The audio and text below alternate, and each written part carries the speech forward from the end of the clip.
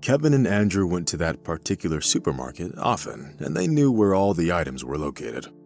They enjoyed wandering between the shelves and racks filled with different products, delighted in the sight of fresh pastries.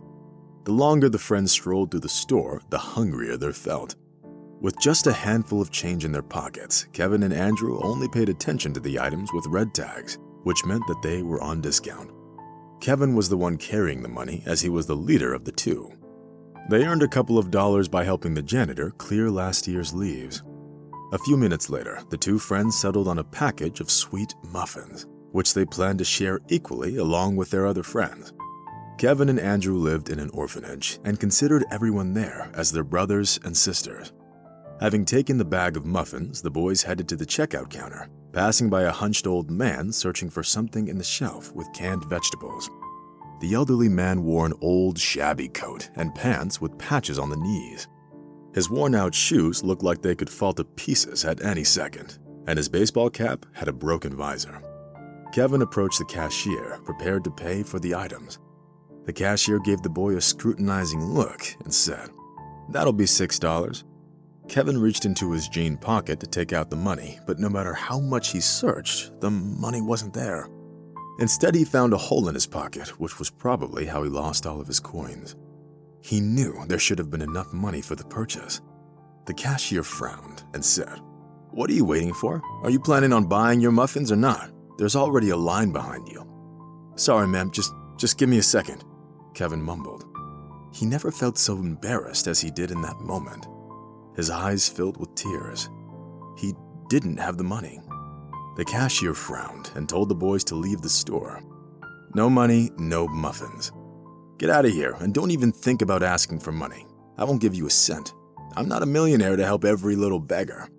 Kevin caught himself wanting to respond, but he didn't, knowing that it would only lead to an even more embarrassing situation. Moreover, the cashier could call the guard at any moment.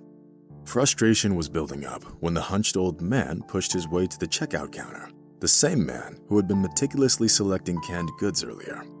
He paused for a moment and then handed the cashier $10, saying, "Here, this should be enough." The cashier scowled but accepted the money. Then, unable to resist being snarky, she remarked, "You should think about yourself, old man. Yet you keep helping others. These street beggars, every one of them, are just scammers and thieves." Ignoring her comment, the elderly man headed for the exit. The boys finally got their muffins and quickly ran outside. Both of their cheeks were red from shame, as they had been unable to express their gratitude to the old man. Their caregiver, Miss Murphy, always stressed the importance of being polite and kind. The boys remembered her lessons, but that day was an exception to the rule, as things had gone off script from the very beginning. While the boys pondered what to do, the old man had already moved several yards away from the store. Suddenly, something strange fell out of his coat pocket and onto the pavement. At first, Kevin thought it was a notepad, but upon closer inspection, he realized that it was a wallet. It seemed that the elderly man hadn't even noticed it. Mischievous sparks gleamed in Andrew's eyes as he said, "Look, Kevin, that's some luck. This old man didn't even notice anything. We won't get this opportunity again, man. Come on, let's hurry before someone else notices it." Kevin hesitated for a moment, but soon found himself running with Andrew to where the coveted trophy lay. Meanwhile, the old man continued to walk further away, thinking that his wallet was still in his coat pocket. The boys quickly picked up the wallet and rushed towards the nearest alley. After running about a third of a mile, they stopped to catch their breath and assess the size of their unexpected treasure. To their immense surprise, the wallet was filled with large denomination bills.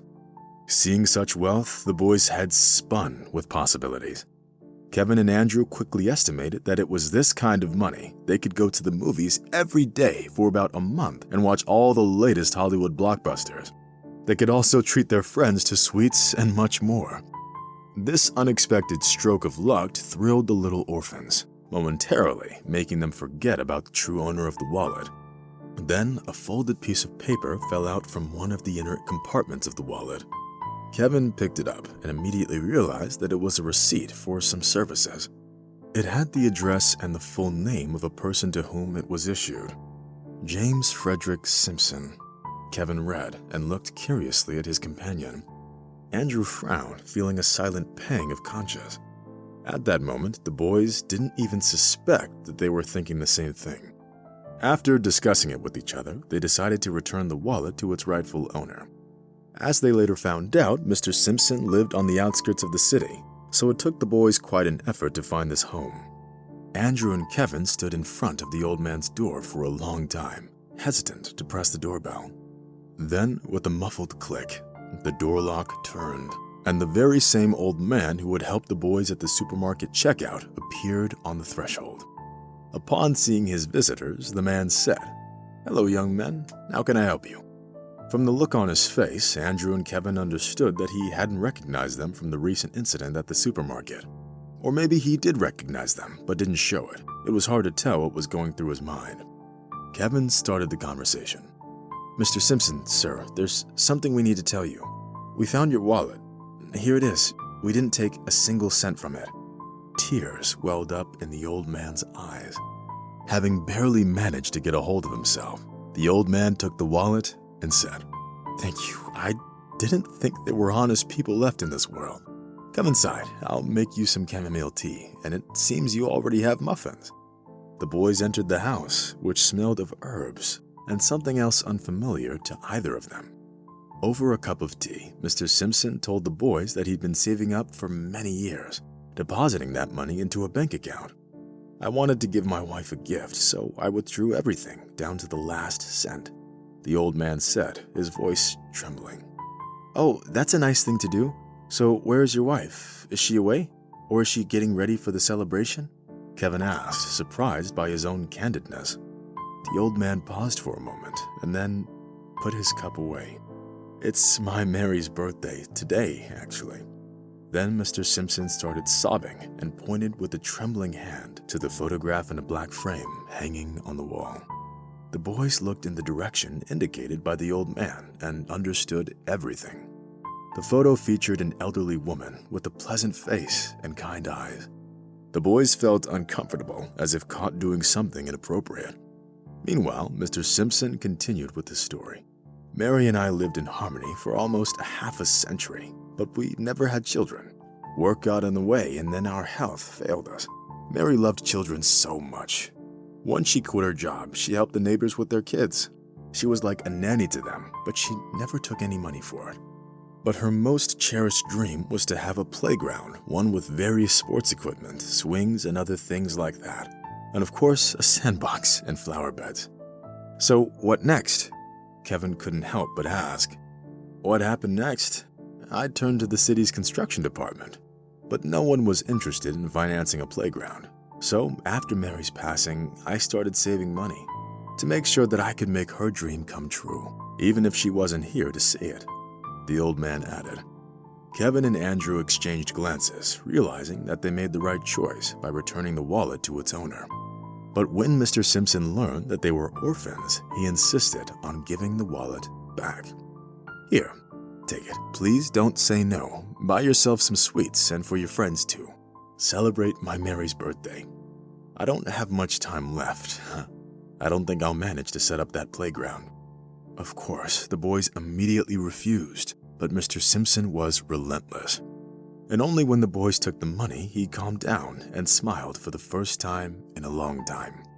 They parted as true friends. And when Andrew and Kevin returned to the orphanage, the first thing they did was tell the caregivers and their friends about Mr. Simpson's kindness. The story touched both children and adults so deeply that they decided to help the elderly man. To do that, the older kids formed a volunteer group that offered to assist Mr. Simpson with his problem. Grateful teenagers cleaned the area in front of the house, cleared the space for future flower beds and swings. Then they crafted a sandbox from some boards they found, which the little kids found to their liking. Now, gazing out the window at the kids playing in the yard, Mr. Simpson experienced an indescribable feeling of joy, reminiscing about his carefree childhood when he played in the sandbox and built sandcastles. Meanwhile, Andrew and Kevin continued to come to visit the old man with such a big and kind heart. Mr. Simpson became an example for the boys, providing them with guidance for many years to come. Unfortunately, the elderly man passed away 2 years before Andrew and Kevin graduated. Anticipating his imminent death, Mr. Simpson bequeathed his house to the boys so they would have their own home. It was an incredible gift for the two orphans. Now they are both successful businessmen and run their own real estate company. The boomerang of kindness always returns, and this incident with the wallet is a clear confirmation of that.